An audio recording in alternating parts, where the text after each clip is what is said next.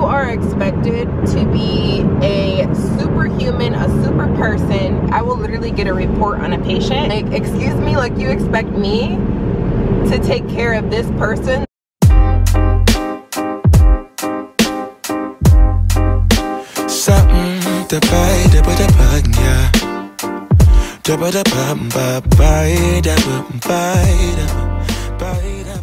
Okay, hi you guys. Welcome back to my channel. I have been gone for a while, and that's what I wanted to come on here to kind of give you an update, explain things. I wish I would have done more of a sit-down video, but I am honestly learning to just do what needs to be done. It's not gonna be perfect. I will do more sit-down videos, but this past 2 weeks have been, actually the past 3 months have been extremely busy. Today is Saturday the 13th, so it is Mother's Day weekend. I work a 12-hour shift tomorrow, so therefore I have to celebrate today. Now I'm off to my mom's, and it should take me like 40 minutes to get there, so I wanted to like utilize this time to say hello. I have not been in front of the camera like in a minute, you guys. Like, I am so sorry. Like, I came back to YouTube after nursing school. Like, you know what, I'm ready to be back. I'm ready to get like back into these videos. I miss you guys so much, which I did, but I underestimated what it was like to be a new grad nurse. As you guys know, I got a position. It's mainly med-surg, like one of the best hospitals ever. I'm so happy to be there, but this is like a full-blown, very prestigious nursing residency program. I was not really expecting for it to be the way that it is. It requires so much time and preparation. Like, not only do I have homework, which I'm still in school with Grand Canyon University online. I'm finishing up my Bachelor's of Science in Nursing degree, so I have this full semester to complete and then I'll be done. So not only am I writing papers every single week, but I'm also in a nurse residency program that requires me to do homework, requires me to, what are you doing? These people are crazy. Basically spend a lot of time outside of my 12-hour shifts. I'm on the floor, I'm being precepted. Med-surg is freaking hard, you guys. Like, I don't, like, you go in, like, you're like, oh, I'm a new grad, like, whatever you put your mind to, it'll be fine, whatever. Kudos to those that are in ICU, in the emergency room, and like the specialties that you really have to know stuff. Kudos to you if you're a new grad, because it is information overload. When I tell you, you really feel like you don't know anything, and that whole cliche of you start learning to be a nurse after nursing school is 1000% facts. Because nursing is way more than just knowing book information. You have to kind of apply things, and then real patients in real life have a bunch of like comorbidities, so it's not like just you're looking at a diabetic patient, you're looking at a cardiovascular patient, you're looking at a neuro patient. Typically you have a cardiovascular patient that has a history of bowel obstructions and is diabetic, and you have to do checks on them. Oh, and now they just started, they got a chest port because they're about to start TPN while they're in the hospital. So now you have that. I will literally get a report on a patient, and I'm like, excuse me, like you expect me to take care of this person? You have to kind of pull all of that information into one, keep your patient safe, provide excellent nursing care, be quick with your responses to your patient, stay on top of their pain, chart everything, you know, get some good assessments. If they have skin breakdown, you have to chart on that. It's a lot. Like, I love it, don't get me wrong. At first I was not loving it. I was like, oh my god, what did I get myself into with med-surg? Because I'm like, I fully, like, I love bedside nursing right now, but I fully understand why a lot of nurses are leaving bedside nursing, because you are expected to be a superhuman, a super person. You gotta help everybody, please everybody, make sure that they're safe, make sure that they're actually getting treatment, and make sure that they're actually reaching their goals for your shift. Pass meds on time, also answer call lights, answer questions that they may have. They want to know when their doctor is coming, they want to know when their procedure is, they want to know, they think that the nurse knows every little thing of what goes on in the hospital. Then you have to monitor if they're on telly, you have to monitor their cardiac rhythm.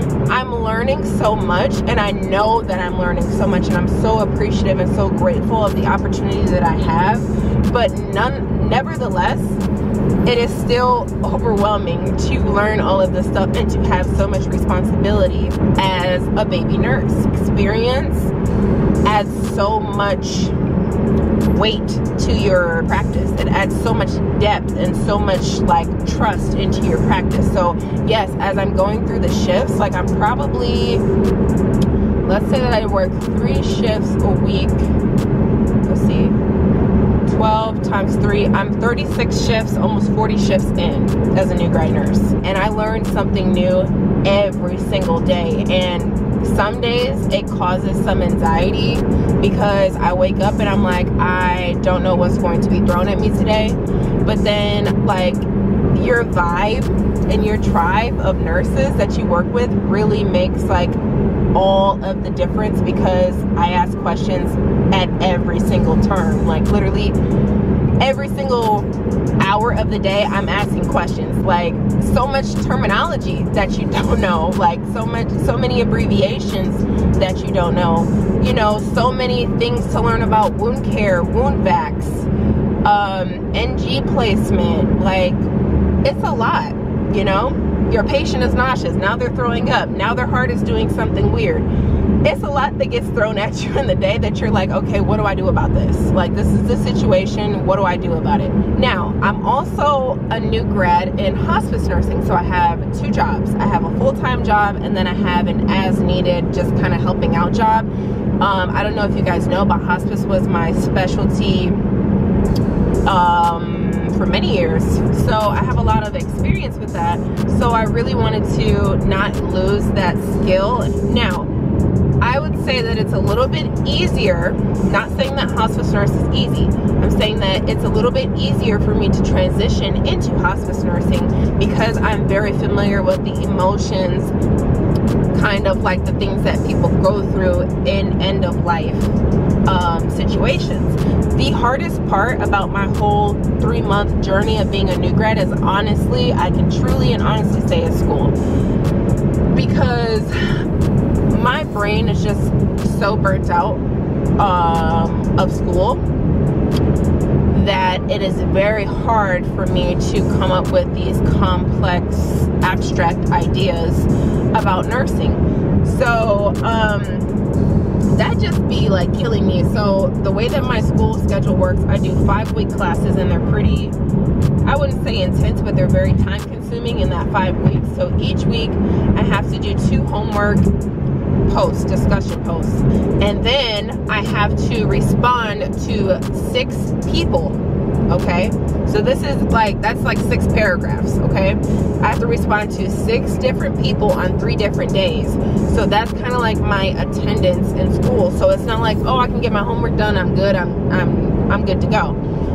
I have to post 2 posts one day, 2 posts the next day, 2 posts another day, plus my 2 homework assignments, plus a large paper that's due every Sunday. You can only imagine what that looks like when you're working 12-hour shifts. I can't do nothing but work my 12-hour shift when I'm working my 12-hour shift. I barely go to the bathroom once a shift in the 12 hours. If I get through my water during a shift, I'm proud, I'm happy. Like, that's a real big accomplishment for me. But a lot of the times it's like I drink my 1 cup of coffee and then I look up and it's 2 o'clock, and then I have some other stuff that's going on, or somebody pulls me in another direction, and then, you know, it is what it is. I also take a 30-minute lunch break, so you can only imagine working your butt off for 12 hours, taking a little 30-minute break, and then hitting the floor again. So therefore, I don't have time to check my phone. I don't don't have time to do anything. Now, those of you who are not nurses and you go to hospitals or you go to establishments that you see nurses sitting down at the computer, typically in hospital nursing, we are charting like crazy, you guys. Now, mind you, it's a lot of stress trying to, you get used to the system that helps. So you're moving fast. It's taking you hours moving at the speed of light through these charts, right? Not only do you have to move fast, you have to be accurate.